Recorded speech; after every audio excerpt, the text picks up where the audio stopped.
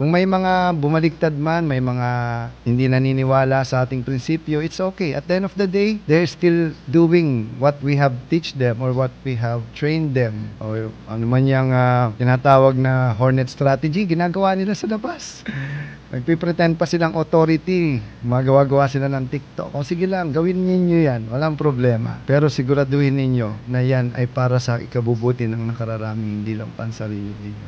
We are not against that, but once they go against our principle, then alam niyo na. Wag tayo dun mag-focus. Mag-focus tayo sa kung ano yung magagawa natin together. Lalo na ngayon. Nakakalungkot. Maraming sasabi, sir, sayang hindi na kayo maririnig ng Batch 12. Sabi ko, hindi ko naman sinabing hindi nila ako maririnig. Meron akong mga recorded messages na na they are required to watch. No? From Batch 1 to Batch 11. Ibig sabihin, maririnig pa rin nila ako. Hindi nga lang personal na katulad ninyo. Pangalawa, maaaring gumawa ako ng special na talk para lang sa SIBA Batch 12. Wala.